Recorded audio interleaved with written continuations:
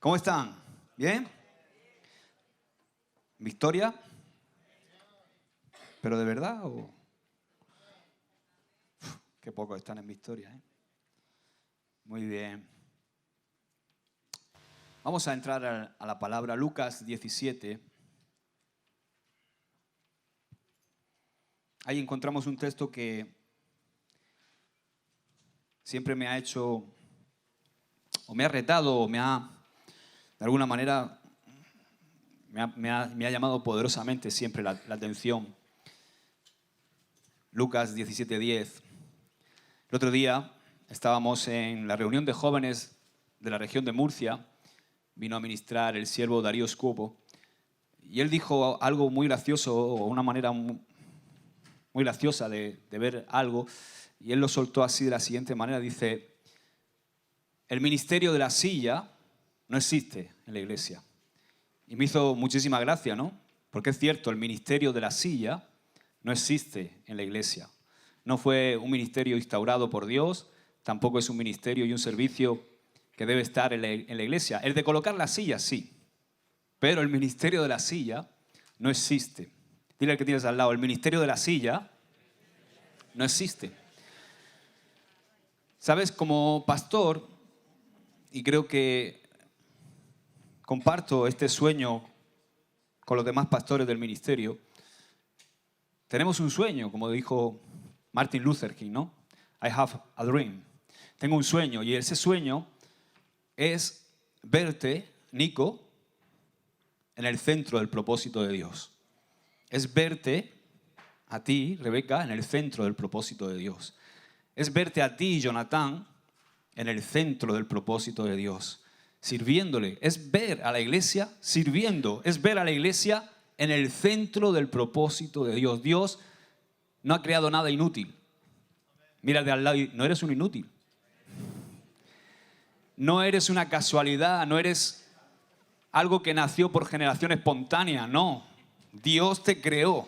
Dios tenía un propósito con tu vida. Aunque te hayan puesto la etiqueta muchas veces de que no sirves, de que no vales, de que no puedes lograrlo, de que eres un hijo quizás desde la infancia no deseado. Eso es mentira. Dios te ama. Y Él te creó. Y Él te pensó antes de hacerte. Y ya tenía un propósito con tu vida. Y si hay algo que a mí como pastor me apasiona es eso. Que Dios pueda usar nuestras vidas como ministros de Dios para primeramente traer salvación, traer restauración y también poder discipular y enviar. Ese es el sueño que tenemos como pastores. Así que hoy voy a hablarte de servicio. Y Lucas 17:10 hay un texto que, como te he dicho antes, me parece curioso. Dice, así también vosotros, cuando hayáis hecho todo lo que os ha sido ordenado, decid, siervos inútiles somos, pues lo que debimos hacer, hicimos. Por supuesto, este versículo es maravilloso porque tiene una connotación muy clara y que seguramente muchas veces has escuchado y has oído predicada. Y es que así es como nosotros, como hijos de Dios, debemos sentirnos ante Dios, ante cualquier cosa que hagamos para Él. Debemos sentirnos como siervos inútiles. Todos sabemos que si hay alguna capacidad para poder servirle a Dios, no es nuestra. Es la capacidad que Dios nos ha dado a través del nuevo nacimiento, a través de la llenura de su Espíritu Santo. Nada podemos hacer nosotros. Jesús dijo, separados de mí, nada podéis hacer. Y es así como tú, en tu servir, en tu caminar cristiano, debes sentirte con respecto a Dios, un siervo inútil. Amén. Ahora, a mí siempre me ha llamado poderosamente la atención algo, porque este texto parece contradictorio, parece una contradicción. ¿Cómo se puede ser un siervo inútil haciendo todo lo que se me ha ordenado? Y siempre que leo este verso, te digo un secreto, yo le digo al Señor así, Señor, yo no quiero ser un siervo inútil. ¿Y tú? Yo no quiero ser un siervo inútil, Señor. Y ahí yo entendí esto, porque este versículo a veces, ya te digo, yo decía, pero ¿cómo se puede ser un siervo inútil haciendo lo que se nos dice? Y entendí esto con una historia que vi hace un tiempo en un documental. Es la historia de un soldado mexicano, indio mexicano de los Estados Unidos, un marín que combatió en Vietnam. Este hombre se llamaba Roy Benavidez. Roy Benavidez se encontraba en misión en el norte de Vietnam, donde estaban las bases de los Estados Unidos, y cuando él estaba en el regimiento, llegó una alarma de que 12 combatientes de los SEAL habían quedado emboscados en el sur en plena batalla. Inmediatamente se organizó el rescate. Este hombre, Roy Benavidez, era un médico y él estaba encargado de auxiliar en el campo de batalla. Entonces armaron los helicópteros y salieron en misión a intentar rescatar a esos 12 para sacarlos de esa emboscada. Cuando llegaron allí, el fuego enemigo era tremendo. El piloto intentó entrar en la zona donde estaban los 12, pero las baterías enemigas comenzaron a disparar y era imposible acercarse. Tuvieron que abortar la misión, volver a repostar. Por segunda vez, lo intentaron de nuevo. Vamos a otra vez. Se acercaron de nuevo, las baterías enemigas estaba muy dura. El piloto dijo, tengo que abortar. Roy Benavidez le decía, no, vamos. No puedo, tengo que abortar. Vamos, nos van a batir y vamos a caer. Volvieron a la base a repostar. Nuevamente, una tercera vez, tomaron el helicóptero y fueron la tercera vez, también imposible, abortaron. Y cuando llegaron a la base, Roy Benavidez comenzó a dar vueltas dentro de su tienda e inmediatamente se presentó ante el mando y le dijo, yo quiero ir una cuarta vez. El mando le dijo, no es necesario, ya hemos cumplido el protocolo. El protocolo del ejército de los Estados Unidos dice que tenemos que intentar el rescate 3 veces. No puede ser, tenemos que darlos por perdidos. Este hombre dijo, no, yo quiero ir. Intentó reclutar para la causa e inmediatamente en pocas horas se formó un batallón para montarse en el helicóptero de 4 hombres para ir a rescatar a esos 12 hombres. Llegaron al lugar donde estaban emboscados estos 12, algunos de ellos ya muertos, y consiguieron entrar, pese a la metralla, pese a todo, consiguieron entrar. Iban con 2 helicópteros, uno de los helicópteros se estrelló, precisamente donde iba Roy Benavidez.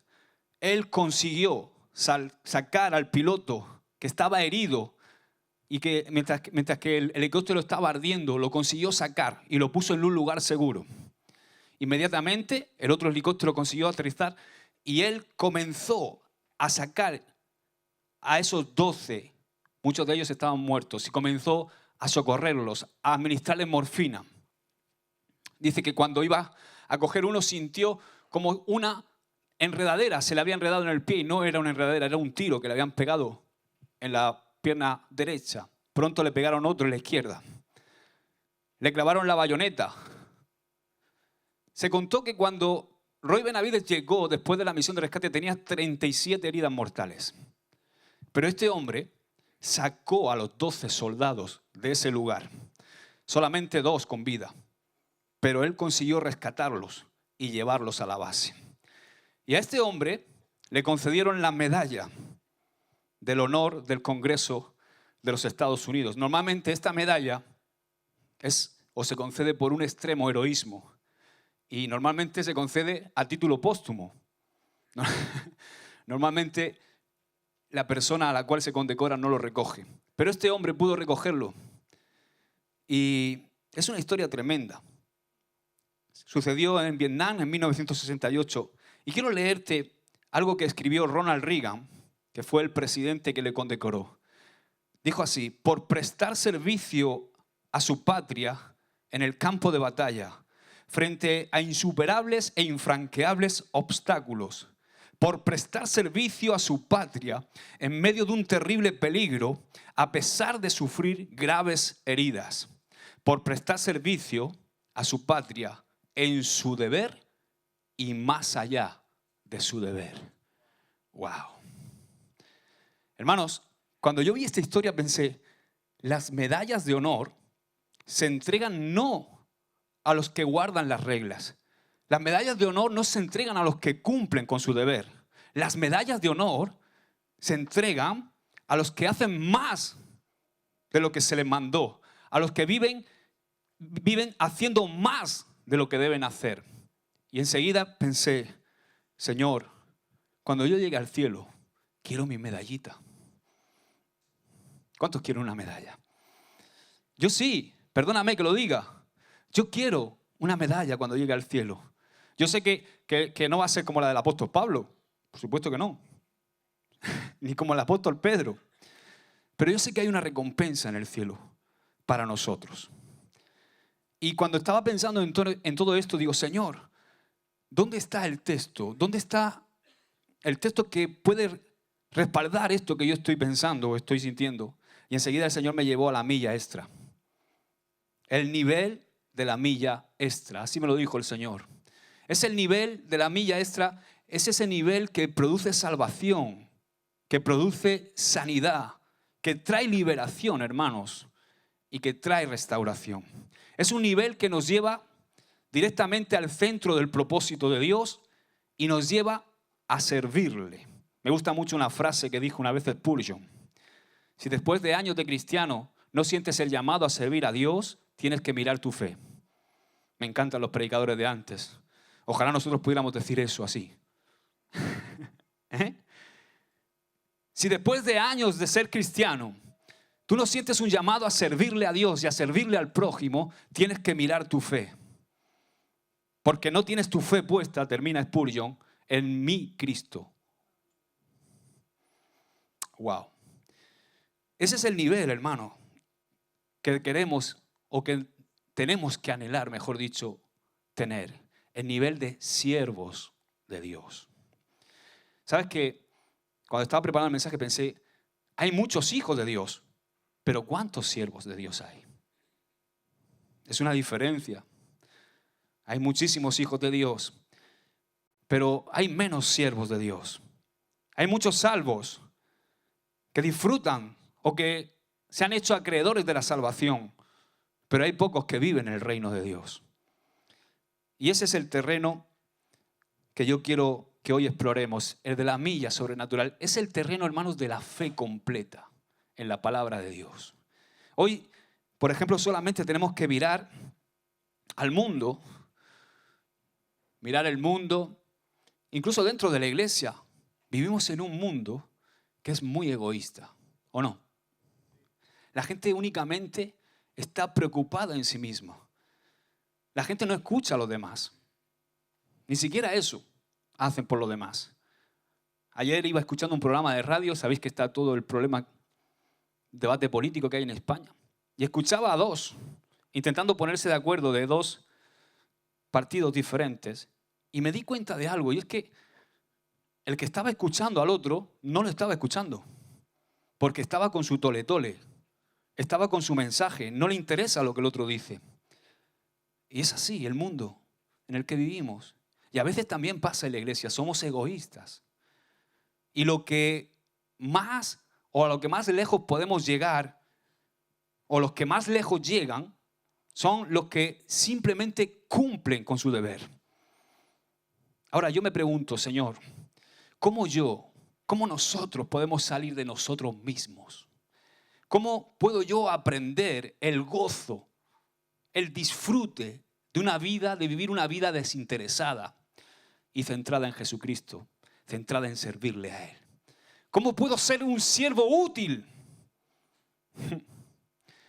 Y esta porción que te voy a leer hoy nos va a arrojar un poco de luz sobre esto. Vente conmigo a Mateo 5, verso 38.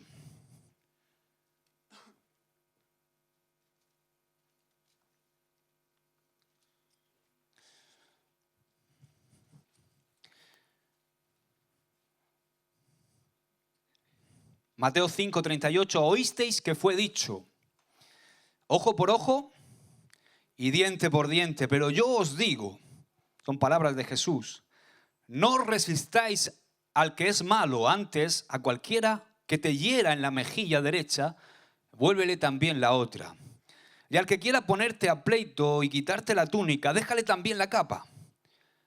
Y a cualquiera que te obligue a llevar carga por 1 milla, ve con él 2. Al que te pida, dale. Y al que quiera tomar de ti, no se lo rehuses. Fíjate que aquí Jesús toca 3 aspectos muy importantes de nuestra vida. Al que te hiera en la mejilla, al que quiera quitarte la túnica y al que quiera que cargues por 1 milla. Ahí vemos que Jesús toca 3 aspectos muy importantes del hombre. Físico, nuestros bienes y nuestra libertad. Ahora, quiero centrarme en el verso 41. Dice el verso 41, y a cualquiera que te obligue a llevar carga por 1 milla, ve con él 2. Y quiero hablar acerca de esa segunda milla. Para mí, esta milla es una milla sobrenatural, es una milla espiritual, es la milla del Espíritu. Y así he titulado este mensaje, si estás tomando nota, la milla del Espíritu. Y quiero que veamos 3 cosas que provoca esta milla. Primero quiero que entendamos cuál es el principio, cuál es la esencia de la milla extra. Pongámonos en contexto. Los romanos ocuparon la tierra de Palestina por casi 100 años. Y ellos, estos romanos, aprendieron algo de los persas. Los persas habían dominado el mundo conocido hasta ese entonces y los persas habían aprendido un secreto. No solo conquistar, sino utilizar a la gente conquistada. Y lo hacían para sacar un rédito, para sacar una ventaja de las personas que habían conquistado. Para que realizaran los trabajos domésticos, por ejemplo. Si un soldado persa caminaba por tierra conquistada y se cansaba de acarrear cualquier cosa, él podía darle a cualquier persona conquistada la carga y decirle, mira, hay una ley persa que dice que tú, que eres conquistado, y debes llevar esta carga por mí. Y la persona, por ley, estaba obligada a hacerlo. Y esto, hermanos, parece ser que a los romanos les gustó. Y se lo copiaron a los persas. Y los romanos tomaron esta ley que para ellos era magnífica. Les encantaba esta ley.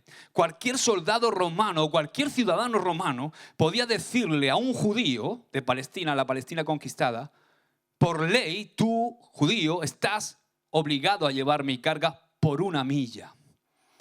Hermanos, esto dentro del pueblo judío era humillante. Era algo que a los judíos les provocaba una humillación tremenda. Era algo que los judíos consideraban que era injusto y que odiaban con todas sus fuerzas. Ser obligado a llevar la carga de un romano. Se dice que los judíos tenían bien marcadas, en los caminos tenían bien marcadas las millas para no dar ni un paso más. Tenían marcadas. Por ejemplo, el judío iba a trabajar y en el lugar donde él trabajaba, si había un camino junto, a lo mejor estaba en el campo, y él tenía siempre, en el lugar de trabajo, tenía bien marcado lo que era 1 milla, 1609 metros, para no dar ni un paso más. Y no daban un paso más. Por supuesto, esta ley era considerada injusta y causaba resentimiento, causaba odio, rebelión contra los romanos. Fíjate que cuando lees a los historiadores como Josefo, los soldados romanos dicen que gozaban de una manera especial, humillando a los judíos con esta práctica. Ahora, en el capítulo 5 de Mateo, vemos a Jesús predicando. Y está en ese momento predicando y dice, si un romano, escuchadme, si un romano te obliga a llevar una carga por 1 milla, vayan 2. El cerebro. ¿Tú te puedes imaginar la sorpresa, los ojiplatos de los judíos al escuchar esta enseñanza? Ahora, ¿cuál es el principio de la milla extra? Escucha, tenemos que hacer más de lo que requiere la ley. Tenemos que hacer más de lo que debemos. Díselo al de al lado, tienes que hacer más de lo que debes. Pastor, ¿cómo? ¿Cómo? Dime, ¿cómo? ¿Habéis comido hoy? ¿Habéis desayunado? Venga, vamos. ¿Cómo? ¿Quieres que te lo diga? Viviendo en el Espíritu. Para hacer más de lo que requiere la ley, hay que vivir en el Espíritu. No podemos limitarnos a vivir una vida legalista, religiosa, llena de normas, llena de cosas que cumplir. Tenemos que vivir en la milla extra. Tenemos que vivir en el Espíritu. No podemos vivir como los fariseos y los escribas, ¿sabes? Escúchame, cuando Jesús estaba predicando esto entre la gente que le escuchaba, estaban los fariseos y los escribas y estaban entre la multitud escuchando. Y estos escribas y fariseos eran muy cuidadosos de cumplir la ley, de cumplir todos los mandamientos de la ley mosaica. Eran estrictos en cumplir todas esas normas. Hasta diezmaban del eneldo. Por lo menos así pensaban ellos, que estaban cumpliendo. Pero Jesús, fíjate que nos dice ahí en el capítulo 5 también, que si nuestra justicia no es mayor que la de los escribas y de los fariseos, no vais a entrar al reino de los cielos. Los escribas y los fariseos eran muy cuidadosos en cumplir la ley. La letra de la ley. Di conmigo, la letra de la ley. Y Jesús dice que si tú y yo y todos aquellos que estaban allí oyendo no iban más allá que los escribas, no iban más allá que los fariseos, o no iban más allá de como los fariseos y los escribas se observaban la ley, no podíamos entrar a su reino. Permíteme una licencia. Cuando dice Jesús que no podían entrar a su reino, quizá, abro paréntesis, primera de Josué, quizá no está hablando de salvación. Está hablando de entrar en su reino. Mira, Jesús no te salvó para dejarte en el reino de las tinieblas. Jesús te salvó para meterte en su reino. Y ese es el gran problema que tenemos en la iglesia a veces. Que Jesús es nuestro Salvador y nos salvó, pero seguimos en el reino de las tinieblas. No abdicamos, hermanos, del trono de nuestra vida. Seguimos siendo nuestros propios dueños y señores. Tomamos decisiones lejos de Él. Hacemos cosas sin consultarle. Vivimos fuera de su reino. Pero Jesús te salvó para meterte en su reino. Amén. No tiene sentido que Jesús te salve para dejarte en el reino de las tinieblas. Él quiere reinar en tu vida. Ahora, si tú y yo no vamos más allá de la letra de la ley, no vamos a poder vivir en la milla extra. Necesitamos movernos en el espíritu de la ley. Muchos piensan que el nuevo pacto es una demanda menor. Ay, Dios es gracia y hago lo que quiero con mi pelo. Pero el nuevo pacto exige una demanda de vida mayor. El antiguo pacto dice no adulterarás. El nuevo pacto dice que con solo mirar ya adulteras. Ahora yo te digo, ¿cómo consigo yo eso? ¿Cómo voy yo a la milla extra? O sea, la primera milla te dice no adulterarás. La segunda milla te dice no codiciarás. Solo puedo lograrlo con la capacidad que Dios me ha dado. Este fruto solo lo puedo dar en el Espíritu, hermanos. Yo veo a algunos en verano que se le van los ojos para todos lados. Visco. Algunos, si pudieran mover los ojos para cada lado en el coche, camaleones, dice Timoteo. Es una demanda superior. Es un caminar en la milla extra, en el espíritu, hermanos. Lo que los fariseos tenían, por llamarlo de alguna manera, era una moralidad limitada. Un legalismo frío, religioso, lleno de formas, lleno de normas. Hacer por hacer, porque no había más remedio. Y a veces pasa eso en la iglesia, hermanos. caemos en hacer por hacer, en porque no hay más remedio, en porque me pusieron ahí, o porque tengo un cargo, o porque estoy encargado de algo. Pero el principio de la milla extra es que tú y yo debemos ir a un nivel superior. Debemos hacer más de lo que la ley requiere, más de lo que debemos o podemos hacer. Y eso no lo podemos lograr en nuestras fuerzas. El principio de la milla extra es que debemos vivir en la vida que Dios nos ha dado, nos ha conferido, la vida del Espíritu, para poder experimentarla.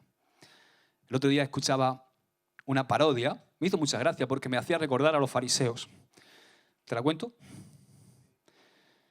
Era una parodia así jocosa y chistosa. Dice que fue un ganadero que en su negocio de ganado necesitaba un vehículo y vio en un cartel un vehículo. ¡Ah, ese vehículo, qué bien me vendría para mi empresa! Está precioso, oye. Y en el cartel ponía un precio.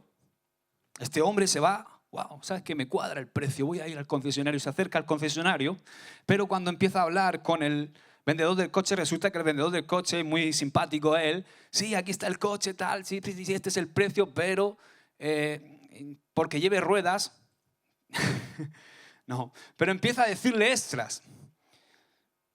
Y el precio se incrementó un montón del precio que él había leído en el cartel. Y el ganadero estaba muy enfadado, como diciendo, cachín la mona. Y a regañadientes adquirió el vehículo, compró el coche. No le hizo gracia ninguna pagar de más. Fijaos lo que pasa, porque esta es la historia, no sé si es muy real, pero resulta que, no sé por qué, al vendedor del coche, 3 o 4 semanas después, se levanta una mañana el hombre, no sé a quién le pasa esto, y dice, voy a comprar una vaca. Y entonces, este vendedor del coche se acordó del ganadero y fue donde el ganadero, porque quería comprarse una vaca. No me preguntes por qué. El ganadero resulta, porque vivía en Texas, vale. Resulta que el ganadero le recibe amablemente y dice, claro que sí, te voy a vender una vaca. Tú eres el que me vendiste el coche, ¿verdad? Y entonces, cuando el hombre, el vendedor del coche va a pagar la vaca, el tipo le presenta la factura. Y la factura decía lo siguiente: precio básico de la vaca, 1.500 euros. Extra por 2 colores, 300 euros. Extra por 2 cuernos, 400 euros. Extra por 2 estómagos. ¿Cuántos saben que las vacas tienen 2 estómagos? 400 euros. Extra por dispositivo para dar leche, 600 euros. Extra por tapicería de cuero, 400 euros. Extra por espantamoscas profesional, 200 euros. El total de la vaca, 3.500 euros. El precio de los extras era más que el de la vaca. Y me hacía recordar esta historia a los fariseos. Los fariseos eran parecidos a este ganadero. No estaban de acuerdo con pagar más de lo que se debía. Se conformaban a hacer solamente lo que se debía. Estaban listos para hacer solo lo que la ley mandaba y nada más. Y aún ni eso, porque lo imponían a los demás y ellos mismos no lo hacían. Y es tremendo esto. Me hacía mucha gracia esta historia. Fíjate que se dice que en el mundo en que vivimos, la vida se vive en 3 niveles. El nivel humano, el nivel infernal y el nivel celestial. El nivel humano paga bien por bien. Tú me haces un bien, yo te devuelvo un bien. Y paga mal por mal. Tú me haces un mal, la lleva guapa. Así es el nivel humano. Luego está el nivel infernal. El nivel infernal es aquel que paga mal por bien. Mal por bien. Alguien me hace un bien y yo le pago con un mal. Y luego está el nivel celestial, que paga bien por mal. Recibo un mal y pago un bien. Y este último nivel es del que está hablando Jesús en el verso 44 del capítulo 5. Dice, pero yo os digo, amad a vuestros enemigos, bendecid a los que os maldicen, haced bien a los que os aborrecen y orad por los que os ultrajan y os persiguen. Eso es hacer más de lo que la ley requiere. ¿Pero cómo? Nosotros no podemos llegar a ese nivel. El ser humano no puede llegar a ese nivel. A lo más que puede llegar el ser humano, no nacido de nuevo, es al nivel humano. Y tú me dirás, pastor, pero hay gente... Yo he visto gente que no es convertida, que devuelve, le hacen un mal y devuelve un bien. Sí, es cierto. Pero déjame decirte que si nosotros no hacemos eso en el Espíritu, no sirve. Porque la carta de 1 Corintios, capítulo 13, dice que aunque yo diera mi cuerpo para ser quemado, si no tengo amor, de nada sirve. Porque si yo no lo hago en el Espíritu, no sirve. ¿Qué es el amor? El amor es, por excelencia, el fruto del Espíritu. Así que muchas veces vemos a gente, quizá que aparentemente son altruistas y son desinteresados, pero habría que ver cuál es la intención con que se hacen las cosas. Porque del hombre caído no puede salir nada bueno. Aún si dieras tu cuerpo para ser quemado y no tienes amor, de nada sirve. Nosotros, a lo más que podemos llegar, es al nivel humano. Y normalmente, cuando devolvemos un bien por un mal, es porque tenemos algún tipo de interés. ¿Verdad? ¿O no? Pero Cristo sí puede. Y esta es la obra maravillosa de la regeneración en Cristo Jesús. Ahora tú y yo tenemos la mente de Cristo. Ahora su Espíritu mora en nosotros. En el Espíritu, en la capacidad que Dios nos da, nosotros podemos llegar al nivel divino. Es vivir, hermanos, en la gracia. La gracia no nos lleva a un nivel superior, a un nivel sobrenatural, a un nivel humanamente imposible de alcanzar. La gracia para mí, hermanos, bien entendida, dice lo siguiente, dice, la salvación no me cuesta nada, pero el reino de Dios me cuesta todo. Esa es la gracia bien entendida. No me cuesta nada la salvación, pero su reino me cuesta todo. Vivir en el reino de Dios es vivir en la milla extra. Amén. La primera milla, por así decirlo, es la milla del reino de los hombres, la milla de la carne. Si me lo piden, lo hago. Si me llama el pastor, lo hago. Si no me llama, mejor que no me llame. ¿No? Si levantan ofrenda, ofrendo. Pero que no levanten ofrenda, mejor que no levante. Pero hermano, la segunda milla es la milla del reino de Dios. Es la vida del Espíritu. Es algo que te nace. Es algo que sale de lo más profundo de tu espíritu. Es algo que está motivado y canalizado con un catalizador que es el amor. Ese es el principio de la milla extra. Ahora, lo segundo que quiero que veamos es la práctica de la milla extra. Cuando leo el pasaje podemos tener una idea de que Jesús está enseñando pasividad, ¿verdad? A que seamos pasivos, a que si alguien viene a meternos el dedo en el ojo, nos quedemos así. Dame fuerte, dame. Más fuerte, por favor, que no, todavía no me lo han metido bien para adentro. ¿Verdad? Cuando lees el texto, tú puedes pensar que Jesús, la Biblia, nos está enseñando que tenemos que ser pasivos. Por ejemplo, dice el verso 38, dice, oísteis que fue dicho ojo por ojo, diente por diente, pero yo os digo, no resistáis al que es malo. Antes, a cualquiera que te hiera en la mejilla derecha, vuélvele también la otra. Y al que quiera ponerte a pleito, ya hemos leído. ¿Está Jesús enseñando que los cristianos tenemos que ser alfombras que todo el mundo nos pise? ¿O que no podemos defendernos? ¿O que no podemos defender nuestros hogares? ¿O no podemos defender a nuestros seres queridos, defender nuestras propias vidas? ¿Tú crees que Jesús está enseñando eso? No, de ninguna manera. Jesús dijo, que no había venido a abrogar la ley, sino ¿a qué? A cumplirla. Y que ni una sola jota, ni una sola tilde de la ley iba a dejar de cumplirse. Jesús creía la ley.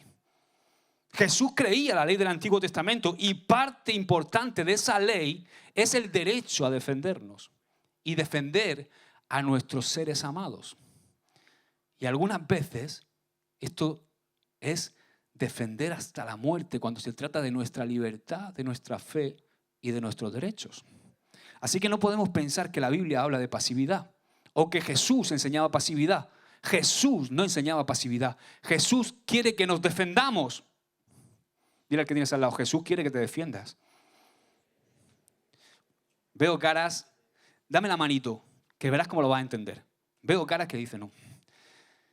Dile al que tienes al lado, Jesús quiere que te defiendas. El tema es cómo quiere Jesús que te defiendas. Ah, amigo. La Biblia está totalmente en contra de la falta de ley. La Biblia está en contra de la anarquía. Y vivimos en una generación que dice que es mala y perversa. Y que defienden el derecho del león de devorar a la oveja, del rico menoscabar al pobre, el derecho del fuerte sobre el débil.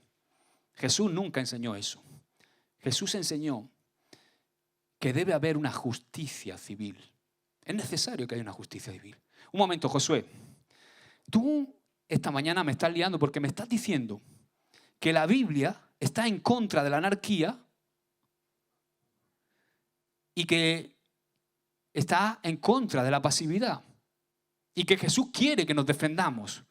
Pero sin embargo yo leo en la Biblia, Josué, que Jesús me dice que no debo resistir al malo y que si alguien me da una bofetada en la mejilla derecha le ponga la otra. ¿No es esto contradictorio? No. Cuando tú entiendes lo que Jesús estaba intentando transmitir aquí, te darás cuenta que no es contradictorio las dos cosas. No es contradictorio que Jesús esté en contra de la anarquía y de la pasividad y que Jesús quiera que nos defendamos. No está reñido, si tú te das cuenta. Vamos a entenderlo. Mira, lo que pasa es que hay una ley natural a la que todos los seres humanos estamos sujetos. Si tú te saltas un semáforo, ¿qué pasa? Te multan. Si tú robas y te pillan, a la cárcel. En España no, pero bueno. Bueno, depende de lo que robes. Si robas mucho, no.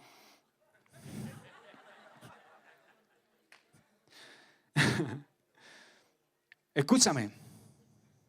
Hay una ley natural a la que todos estamos sujetos, pero tú y yo, que somos hijos de Dios, estamos sujetos a otra ley, una ley que es sobrenatural, que es la ley del Espíritu, a la que solamente nosotros como hijos de Dios estamos sujetos y que podemos manifestar.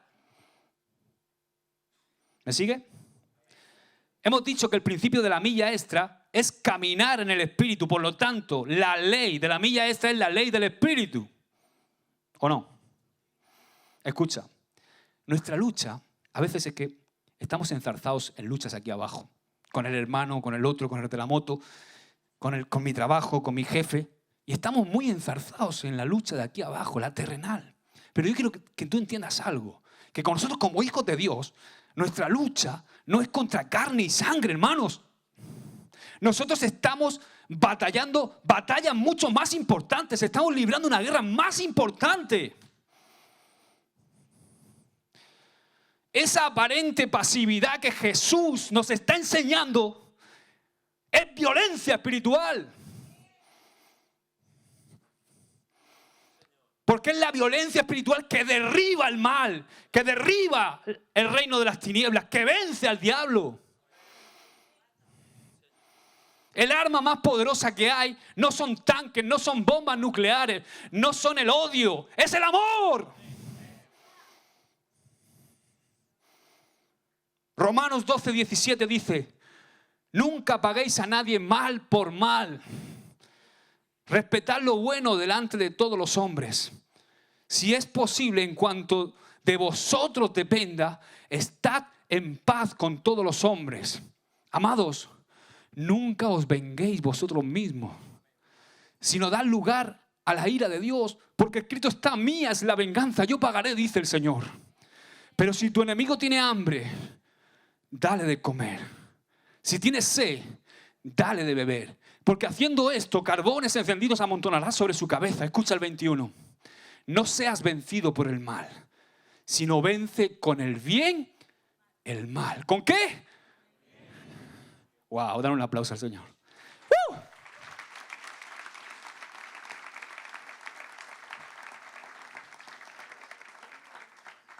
Wow. Y muchos piensan que la Biblia enseña pasividad, que tenemos que ser pasivos, bizcochito. No, tú te tienes que levantar como un guerrero en el espíritu.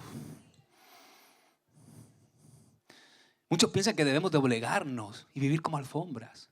Y debemos doblegarnos ante el mal y dejar que el mal predomine en mi hogar, en mi trabajo, en donde estoy, en la iglesia. Y nos conformamos a que el mal predomine. Pero el reino de los cielos sufre violencia y los violentos lo arrebatan por la fuerza. Lo que Jesús nos enseña es violencia espiritual. Es pasar al ataque contra el reino de las tinieblas. Es el reino al revés. Irra, lo que siempre decimos. El reino al revés. El mal no se vence con el mal. El mal se vence con el bien. Tremendo. El mal no se vence cuando me están criticando. El mal no se vence cuando un hermano me ha ofendido, ofendiéndome.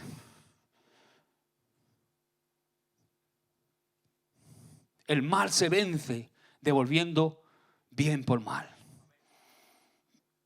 El mal se vence con el bien. Wow. Amén. Dale fuerte el aplauso a Él. Amén. Acompáñame a Romanos 13. Primeros versos de Romanos 13 dice: sométase toda persona a las autoridades que gobiernan.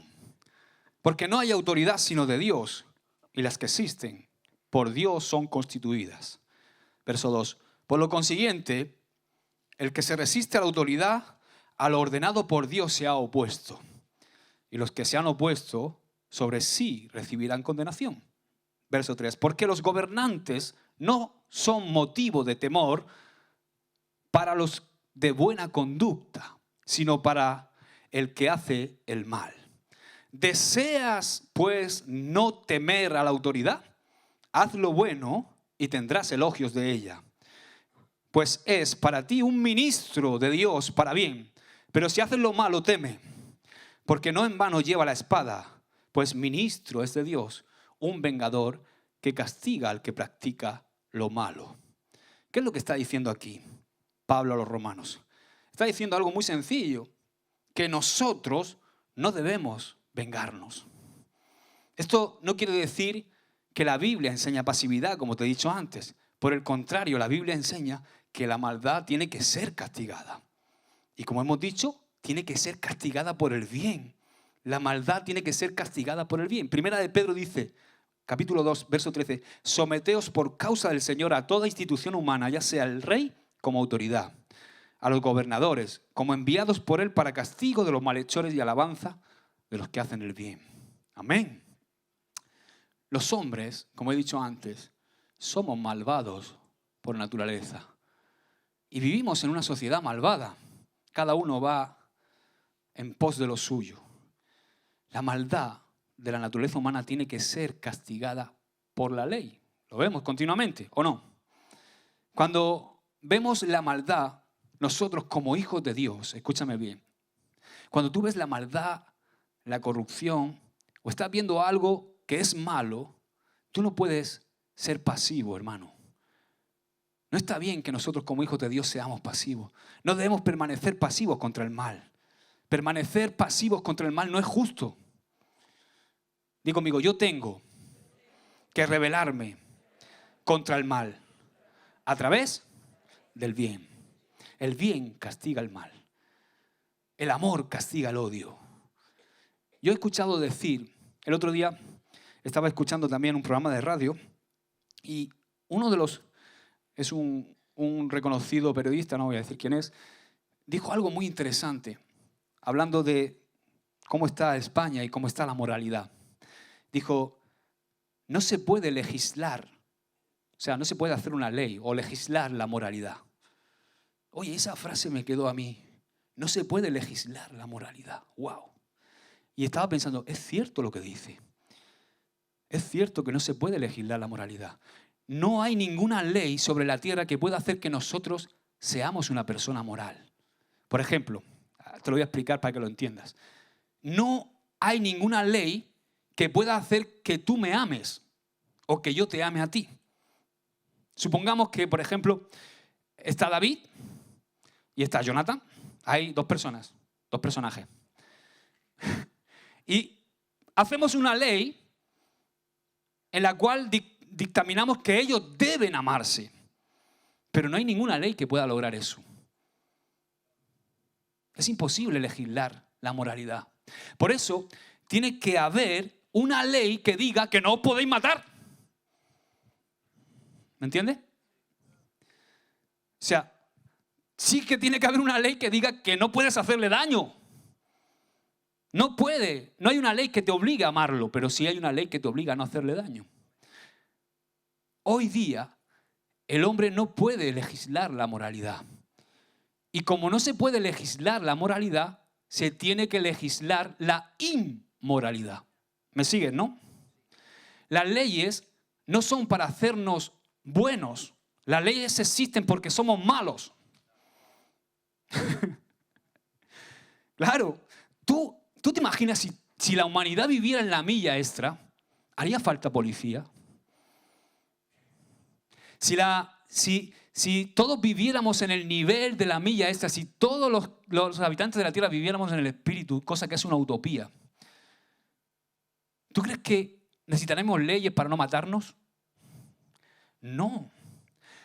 Dice el verso 39, pero yo os digo, no resistáis al que es malo antes, a cualquiera que te hiera en la mejilla derecha, vuélvele también la otra. Mira, cuando Jesús está hablándole al público, eran judíos, tú tienes que saber siempre a quién le estaba hablando Jesús. Cuando Jesús les dice esto, hay dos cosas que tú le puedes hacer a un judío si lo quieres enfadar bien. Hay dos cosas que tú le haces a un judío si lo quieres enojar. Y la primera es escupirle en el rostro. Es un desprecio terrible escupir a un judío en el rostro. Y el otro es darle una bofetada en la mejilla. ¿Darle qué? ¿Alguna vez te han dado una bofetada? Y bien da, dice mi hermano. Escúchame, quiero que entiendas algo, porque ¿dónde dice que va la primera bofetada? ¿En la mejilla qué? Derecha. O sea, que si yo soy derecho, porque lo normal es que uno sea derecho, ¿verdad? Para yo darle una bofetada en la mejilla, perdón, diestro, es verdad, tiene razón. Le pego una pata al diccionario que ha saltado la cresta al gallo. Escúchame, para yo darle una bofetada en la mejilla derecha a Jonathan, yo no se la puedo dar así, porque se la estoy dando a la izquierda. Había que darla así. Era un desprecio, porque se daba con el revés de la mano. O sea, que era así. Y cuando había que poner la otra mejilla era... ¿eh? Ida y vuelta. Ahora, escúchame, no te pierdas. ¿Qué quiere decir Jesús con todo esto? Que debemos caminar la segunda milla. Aun cuando nuestra dignidad haya sido pisoteada, aun cuando nos sintamos que nos han despreciado. Eso es lo que Jesús quería decirnos ahí. Y es precisamente cuando yo veo, por ejemplo en Mateo 26, el arresto de Jesús, es precisamente lo que hicieron con Jesús. Dice que le escupieron en el rostro y le dieron de puñetazos y otros le abofeteaban. Jesús, hermano, no respondió en ningún momento de la misma manera que ellos, sino que mostró la otra mejilla. Jesús venció el mal con el bien. Escúchame, Jesús fue una bomba de destrucción masiva del mal, del pecado y de la muerte. Y allí en la cruz del Calvario estalló. Y su onda expansiva aún sigue conquistando vidas. ¡Aleluya! Amén.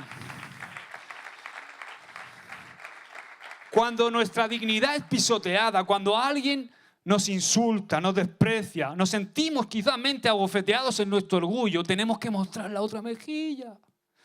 Tenemos que vivir en el espíritu, en el espíritu. Vayamos a la segunda milla, hermanos. Cuando tú vives en el espíritu tienes piel de rinoceronte o de elefante. ¿Habéis visto la piel que tiene? Chacho, que el otro día vi ahí un documental y tuvieron que tirarle 18 tiros para dormir al elefante. No había manera de atravesarle la piel. Así es el que vive en el espíritu. Pero hermanos, hay tantos en la iglesia con piel de melocotón. Ay, es que me ha dicho, es que me ha hecho, es que no me saluda. ¡Saluda tú!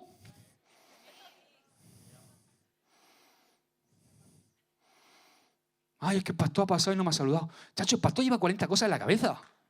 A veces, salúdalo tú, páralo, dale un abrazo, pastor, ¿necesitas algo?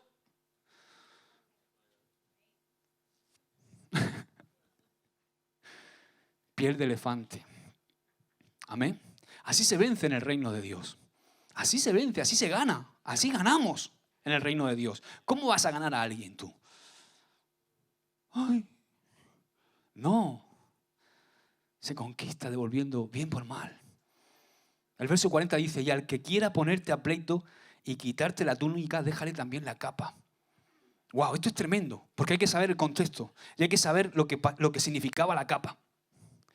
Según la ley mosaica, tú podías llevar a juicio a cualquiera, pero lo único que tú no lo podías quitarle a un judío es la capa. Ningún juez podía dictaminar que un judío entregara la capa. Y Jesús les dice, la túnica no, la túnica y la capa. Tremendo. Por ejemplo, imagínate que nosotros hemos herido o hemos hecho daño a un hermano. O le debemos una cosa. Voy a ponerme práctico. Voy a poner 6 meses. Algunos te dejó dinero y le debes dinero. O le has hecho un mal a alguien. Y esta persona no te lleva a un juicio, pero de alguna manera hay un juicio sobre ti. Y no tenemos con qué pagar la multa. Y la multa dice que tú tienes que devolverle los 150 euros que te dejó.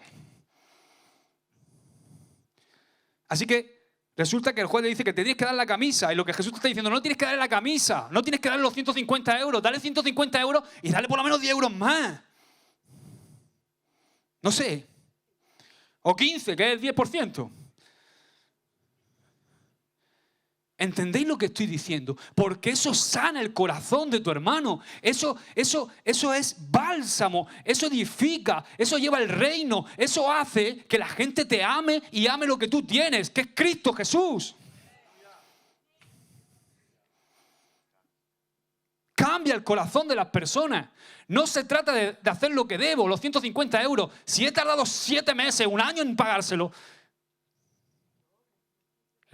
no sé. Lo que Dios ponga en tu corazón, pero que Él vea a esa persona. Así puedes, porque las personas cuando reciben, bueno, pues ya era hora. Pero cuando ve eso, hermanos, eso es una bomba de amor. En tu trabajo, no seas mezquino. ¿Qué pasa si echas 5 minutos más? No pasa nada, hermano. O media hora, como algunos. ¿Verdad, Rebeca? Amén. Pocos amenes escucho.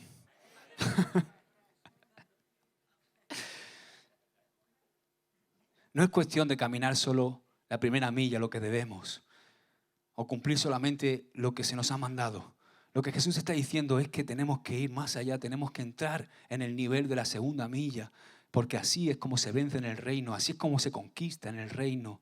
No nos conformemos, hermanos, con hacer lo mínimo, vivamos en el Espíritu y Dios nos va a guiar para movernos en esta dimensión de vida, para que podamos hacer más de lo que nos es requerido.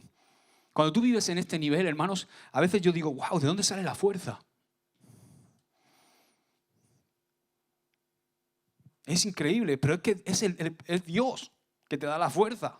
Porque yo lo pienso humanamente y no podríamos. Muchas veces. Se trata de librar una batalla contra el reino de las tinieblas. Y estamos en batalla, hermanos. Y tenemos que saber cuáles son nuestras armas para vencer.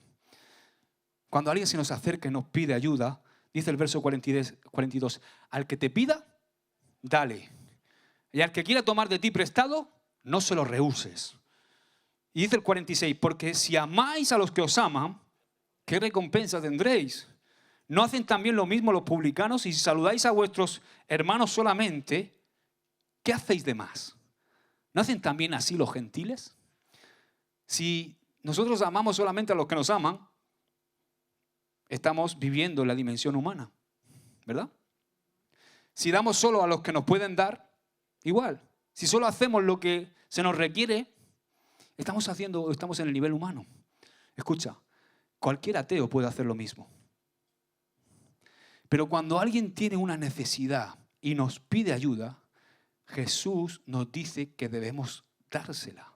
Primera de Timoteo dice, capítulo 6, 17, dice, a los ricos en este mundo, está hablando Pablo a Timoteo, enséñales que no sean altaneros, ni pongan su esperanza en la incertidumbre de la riqueza, sino en Dios, el cual nos da abundantemente todas las cosas para que las disfrutemos. Enséñales que hagan bien, que sean ricos en buenas obras, generosos y prontos a compartir. Primera de Juan 3, 17 dice, pero el que tiene bienes de este mundo y ve a su hermano en necesidad y cierra su corazón contra él, ¿cómo puede morar el amor de Dios en él? Hijos, no amemos de palabra ni de lengua, sino de hecho y en verdad.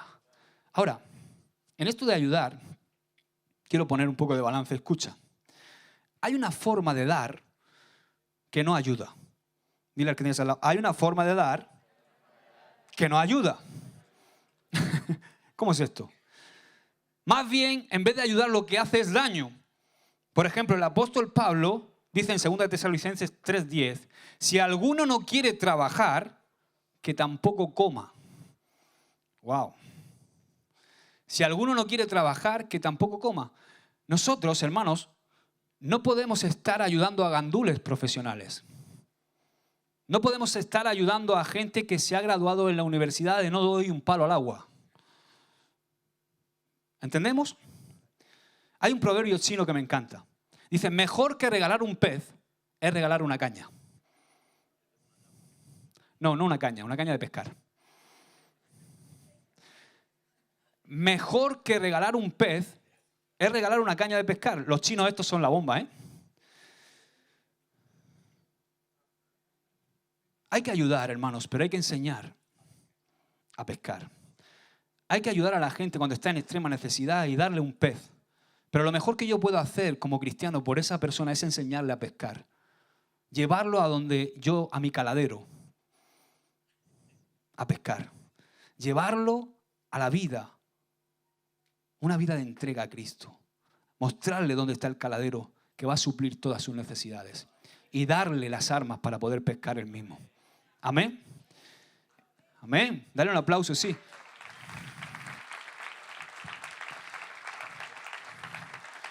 Nosotros no podemos limitarnos a quitarnos de encima la cosa.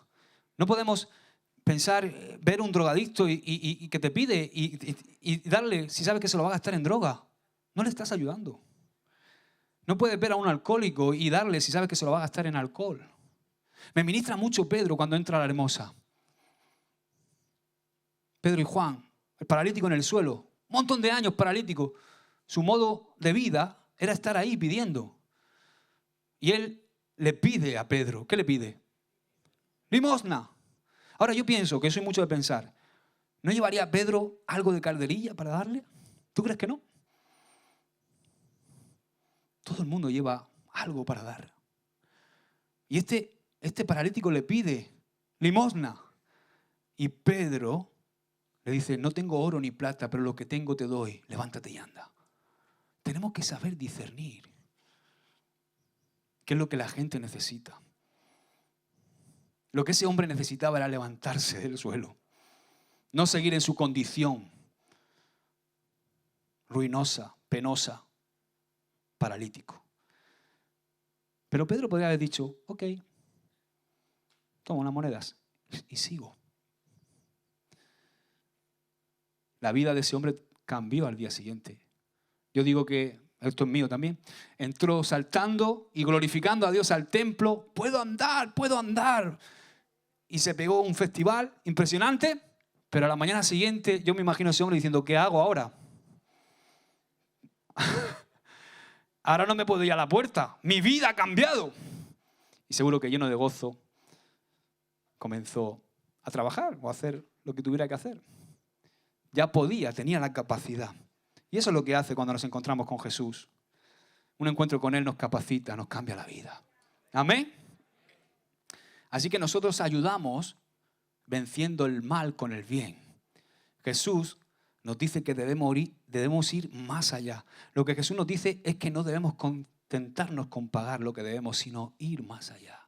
Caminar la milla extra, vivir en el Espíritu. La primera milla, hermanos, es la milla de acuerdo a la ley. La segunda milla es de acuerdo al amor. La segunda milla es la milla del Espíritu. Amén. Ahora, para terminar, la tercera cosa que quiero que veamos de esta milla. Hemos dicho, primero hemos expuesto el principio, la esencia de la milla. Hemos, en segundo lugar, la práctica de la milla. Y ahora quiero que veamos el poder que tiene la milla extra. ¿Qué es lo que hace o provoca esta milla extra? Por lo menos provoca tres cosas. Si vivimos de esta manera, hermanos, nuestra vida va a ser transformada con un gozo y un poder que no podemos obtener de ninguna otra forma. Así que mira, lo primero que hace es que esta milla cambia nuestra actitud. La segunda milla, la milla extra, cambia nuestra actitud. ¿Por qué? Porque la primera milla es la milla del rostro fruncido, como yo digo. Tengo que hacerlo. Le toca a mi casa de bendición limpiar este sábado. Pero la segunda milla es la milla de la sonrisa. ¡Ting! Sí. La primera milla, digamos que es la milla de la esclavitud, como que nos sentimos esclavos, tenemos que hacerlo. Pero la segunda milla, la voluntaria, es la milla de la libertad, hermanos. No nos gusta cumplir con la primera milla, porque en la primera milla somos como la víctima. ¿Tú no has visto que hay mucho victimismo? En la primera milla, cuando tú vives en la primera milla, siempre eres la víctima. En la segunda milla somos libres y somos victoriosos, hermanos. En la primera milla es como que nos sentimos controlados. En la segunda milla somos nosotros los que controlamos. En la primera milla, digamos que es la milla legal. La segunda milla es la milla del amor. La primera milla me hace o se hace de una manera amarga, pero la segunda milla se hace con dulzura. Cambia nuestra actitud. La segunda milla cambia toda nuestra actitud, ya que lo que hacemos no lo hacemos porque tenemos que hacerlo, sino porque queremos hacerlo. Y es muy diferente, porque la primera milla es la milla de la carne, de tus fuerzas. Dice que el espíritu está dispuesto, pero la carne, ¿qué? Es débil, no quiere. Tu carne no quiere. La primera milla es la de la carne. Tengo que hacerlo. La segunda milla es la milla del espíritu. La primera milla, digamos que es el camino ancho. La segunda milla es el camino angosto y estrecho. Pero cambia tu actitud. ¿Por qué? Porque eres tú quien decide.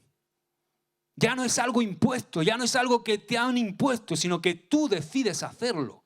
Nace de ti. Tú pasas a tener el control de la situación y lo haces con una sonrisa, porque tú lo has decidido.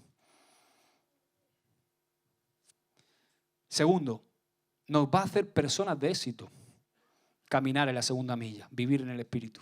Fíjate, toda la gente, aún los que no son cristianos, aún en el mundo, toda la gente que tiene éxito es gente que por lo general hace más de lo que debe hacer. ¿Verdad? Es un principio.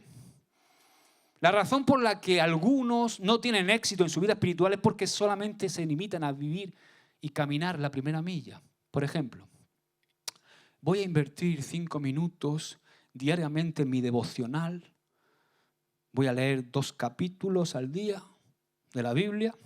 Me voy a escuchar una vitamina de 5 minutos en radio, televisión, vida cada mañana. para mantener al diablo lejos de mi vida.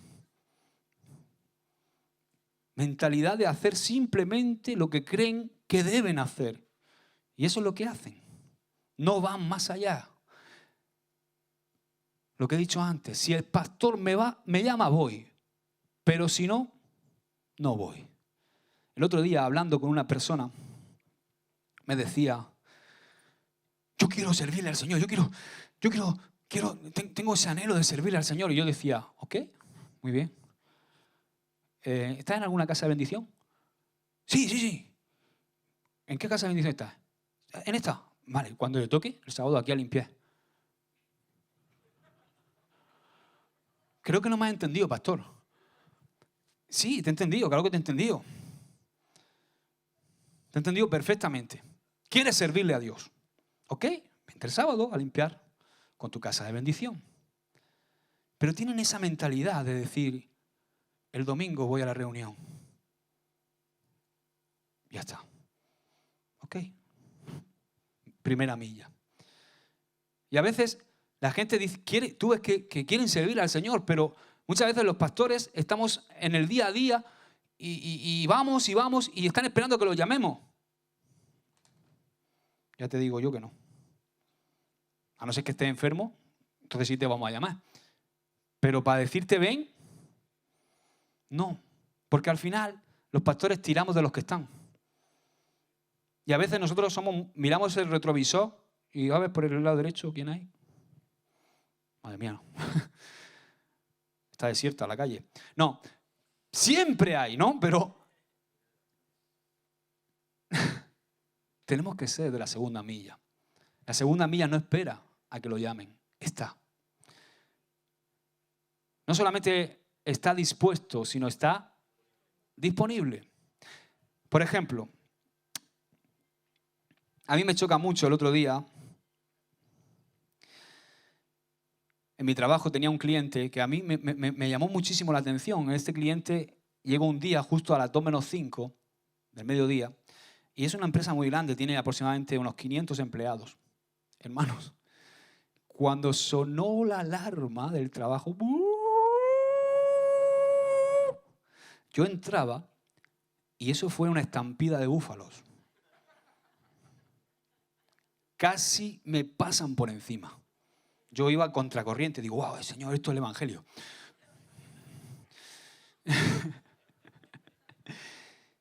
O sea, peleándose por salir porque estaban ahí diciendo, yo no he hecho ni un minuto más. Salían pitando.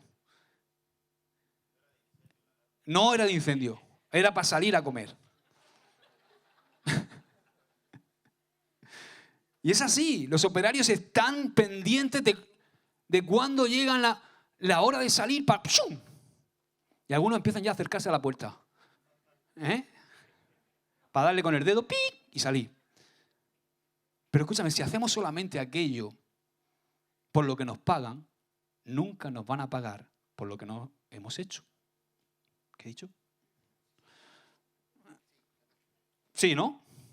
Si solamente hacemos por lo que nos pagan, nunca nos van a pagar por lo que no hemos hecho. Es imposible. Hay un tipo que a mí me encanta, ¿sabes? Es un genio este tipo. Un poco excéntrico. Leí su biografía el año pasado, se llama Henry Ford. ¿Alguien sabe quién es Henry Ford? ¿Sí? Para mí me parece un hombre genial. Es de los coches Ford. Dice que aproximadamente en 1968 o 60 y pico, compró la fábrica Lincoln. ¿Alguien conoce la marca Lincoln? En Detroit. Pero resulta que el primer año se dio cuenta que perdía dinero y dice, algo no está funcionando allí. Y él estaba tratando de que esa fábrica saliera a flote, de que diera ganancias. Y entonces un día llegó por allí y empezó a observar. Fue disfrazado, dice la biografía, disfrazado para que nadie lo conociera, y empezó a moverse por las oficinas de la fábrica Lincoln. Una oficina donde trabajaban 350 personas. Y cuando terminó, llamó a un operario. Dice, ven por acá, por favor, quiero que tomes un tronco. ¿Ves ese árbol? Era un ficus, un tronco enorme. Dice, quiero que lo cortes, que le quites todo el exceso de ramas y que traigas ese ficus y lo pongas delante de la puerta de los dos ascensores de las oficinas. Sí, vamos. Por la noche, este hombre, estos operarios, cortaron el ficus y lo metieron dentro de las oficinas y lo pusieron justo delante de los 2 ascensores. La gente al día siguiente, cuando entró a trabajar, todos los empleados llegaron a trabajar y encontraron ese gran tronco, enorme tronco frente al ascensor. Ejecutivos, empleados, secretarios, secretarias, tenían que hacer auténticas acrobacias para pasar por encima del tronco para poder acceder a los ascensores para subir a sus respectivos puestos de trabajo. Y resulta que algunos optaban por subir por las escaleras. Día tras día, repitiendo ese proceso con ese tronco delante de los ascensores durante 3 semanas. En esas 3 semanas, nadie preguntó nada acerca del tronco. Nadie hizo nada para quitar ese tronco de ese lugar. Todos decían, yo no sé quién ha puesto eso ahí. No sé qué hace ese tronco ahí, pero no es mi responsabilidad. Ni es mi departamento el quitar ese tronco. A mí no me pagan por ese trabajo. Wow. ¿Os dais cuenta? Estaban limitados a hacer única y exclusivamente lo que tenían que hacer. Solo la milla que les correspondía. Al terminar la 3ª semana, Henry Ford convocó a todos en un auditorio, en la sala de juntas, y convocó a todos los empleados. Y cuando estaba ahí, tomó el micro, se levantó y dijo, yo hice poner ese tronco hace 3 semanas frente al ascensor. Y lo hice poner para ver cómo reaccionaban ustedes. Pero nadie preguntó qué hace ese tronco ahí o por qué estaba ese tronco ahí. Es más, nadie hizo nada para quitar ese tronco de ahí. Por lo tanto, están todos ustedes despedidos. 350 personas en un día fueron despedidos por Henry Ford. ¡Wow! Tremendo. Josué, ¿esto tiene algo que ver con nosotros? Pues sí. Cada empleado veía día tras día ese tronco y pensaba que no era su responsabilidad el quitarlo de ahí. Eso no es parte de mi trabajo. Yo soy un ejecutivo. Yo soy un ujier. No, yo es que soy diácono. No, yo es que estoy en la alabanza. Eso no. No debo manchar mi imagen. De hecho, todos tenían, entre comillas, una disculpa razonable de por qué no hacían nada en relación al tronco. Gente que únicamente hacían lo que tenían que hacer. Y para mí esos son siervos inútiles. Wow. La segunda milla cambia nuestra actitud. Es la milla en la que nosotros decidimos caminar voluntariamente. Durante esa segunda milla nosotros estamos en control de la situación. La segunda milla, hermanos, es la que trae el éxito naturalmente a nuestra vida, pero más allá, trae el éxito espiritual a nuestra vida. Tenemos que ser hombres y mujeres de la milla extra. ¿Amén? Y por último, el poder de la milla es que es la llave para mejorar tus relaciones personales y para llevarnos a cumplir la gran comisión que Jesús nos hizo. Quiero que uses tu imaginación por última vez. Ubícate en Palestina. Estamos en Palestina. Imagínate un campo, un judío con su buey arando. De repente por la punta del camino aparece un soldado romano.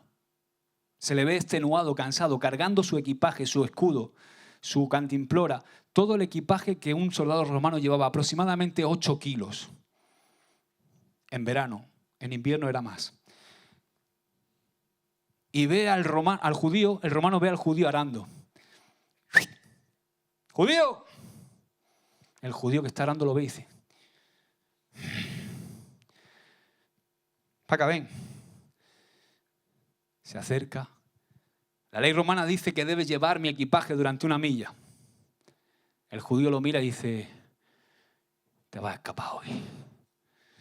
Agarra con furia la carga, se la toma y comienza a caminar con ese soldado romano. Y mientras va caminando dice, quiero que sepas que hago esto porque Roma nos obliga, pero va a llegar un día que va a venir un Salvador que nos va a liberar y el que va a llevar la carga va a ser tú. Y fue todo el camino, toda la milla insultándolo, lanzándole improperios. Continuamente, paso tras paso, enfurecido, a regañadientes, rojo de ira. Y cuando llegó a la marca de la milla, lo tiró y dice, ni un paso más.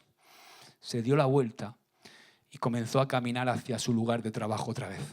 Cuando llegó a su lugar de trabajo, era tanta la ira que tenía que se olvidó del trabajo y se fue directamente a su casa. No quería ni ver a nadie, no quería hablar con nadie. Llegó a su casa, su mujer lo vio y dice, ¿qué te pasa? No quiero hablar contigo, no quiero hablar con nadie. El pastor me ha llamado para ir a predicar a la plaza. No, broma. Siempre me toca a mí. No quiero saber nada, me voy a la cama. Y encima de todo discute con su mujer. Ahora,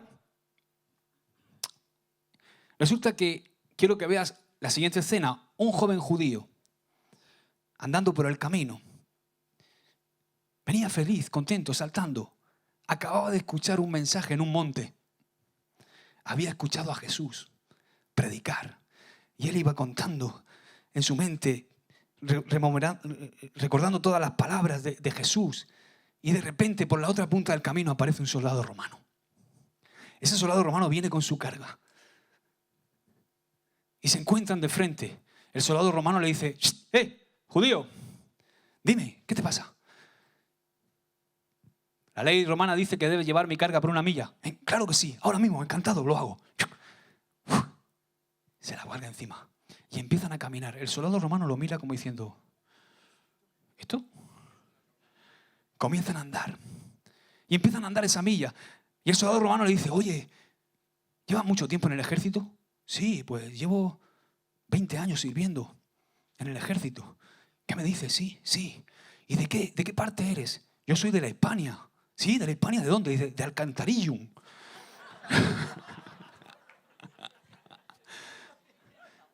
¿Qué me dices? Sí. Oye, ¿tienes hijos? Sí, tengo 3 hijos. Wow, ¿sabes que yo tengo 4? Sí. Y caminan, y van caminando, y resulta que sin darse cuenta llegan a la milla. El judío deja la carga en el suelo. El romano se queda mirándolo con los ojos como platos, diciendo, wow, impresionante. Oye, ¿sabes qué? Tú no eres como el resto de los judíos. Normalmente cuando empleo esta práctica, el judío va insultándome todo el camino. Y el judío dice, mira, ¿sabes qué? Te veo muy cansado. ¿Desde dónde vienes? Oh, yo he andado más de 18 kilómetros. Permíteme que te cargue esta carga otra vez. Mira, a 1 milla de aquí, justo a 1 milla de aquí, hay un pozo donde hay un agua más fresca. Mira, déjame, estás muy cansado. Yo te la llevo. Puf. Y caminaron la 2ª milla hasta el pozo. Y cuando llegaron al pozo, en la 2ª milla habían intimado. Y habían hablado de un montón de cosas. Y cuando llegan al pozo, el soldado romano no puede hacer más que decir, estoy impresionado. Yo creía que los judíos erais todos gente desagradable, pero me he dado cuenta que sois buenos. El judío le dice, ¿sabes qué? Yo también tenía un concepto distinto de ti y he visto que tú tienes un corazón ahí. ¿Por qué has hecho esto? Le dijo el romano. ¿Sabes qué? He escuchado a Jesús. ¿Tú conoces a un judío que se llama Jesús? Vagamente he oído hablar de él y del alboroto que está provocando. Pues yo hoy le escuché en un sermón en el monte. Y él nos dijo que cuando tuviéramos que cargar la milla, la lleváramos 2 y que amáramos a nuestros prójimos. ¡Wow! ¿Sabes qué dijo el romano? Yo quiero conocer a ese Jesús. ¡Aleluya! ¡Amén!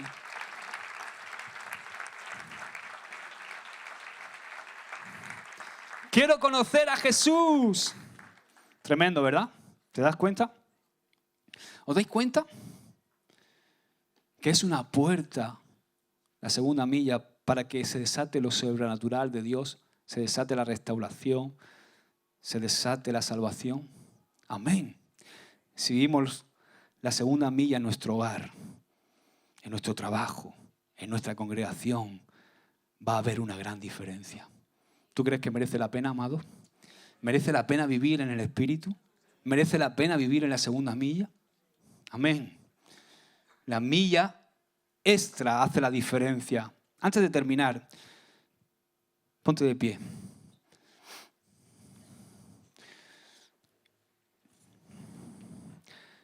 Jesús nos dio ejemplo en todo, también en esto. Jesús caminó la milla extra. De hecho, toda la vida de Jesús fue una segunda milla. Él fue el hombre espiritual 100%. Aún, hermanos, en el jardín del Edén, Dios caminó la segunda milla con nosotros. Adán y Eva habían pecado contra Dios. Y Dios viene y le pregunta a Adán, Adán, ¿dónde estás? Y déjame decirte que esas palabras de Dios no fueron las palabras de un policía o de alguien enojado, hermanos. Esa voz de Dios diciéndole a Adán, Adán, ¿dónde estás? Era la voz de un corazón quebrantado, roto de dolor.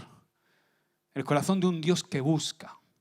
Y Jesús dejó su cielo y vino a la tierra. Pablo en Romanos 5, 8 dice, pero Dios demuestra su amor para con nosotros en que, aun siendo pecadores, Cristo murió por nosotros. En otras palabras, Cristo caminó la segunda milla.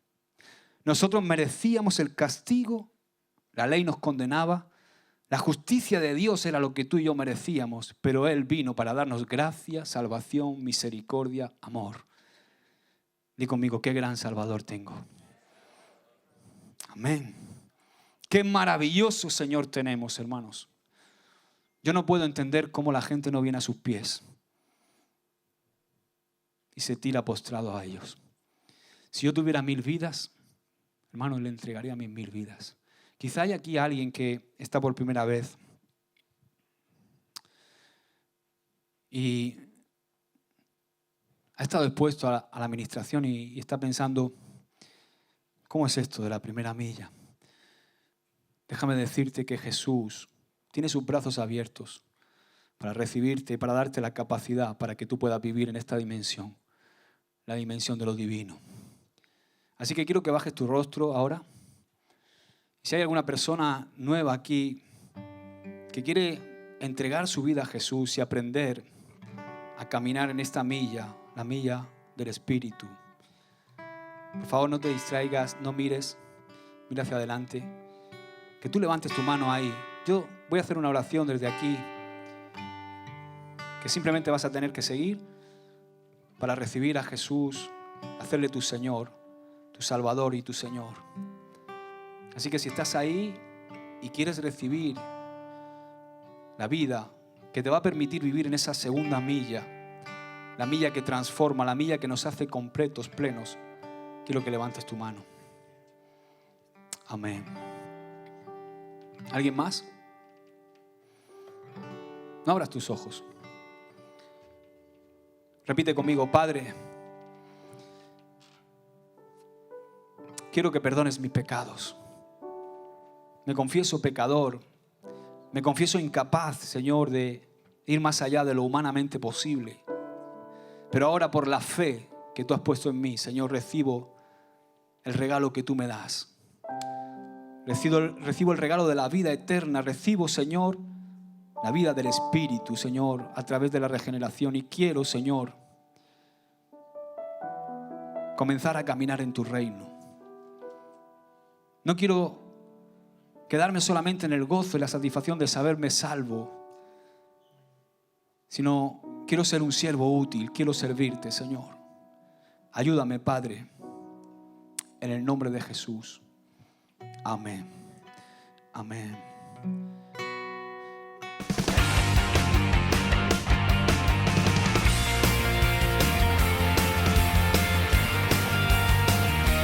A los pies de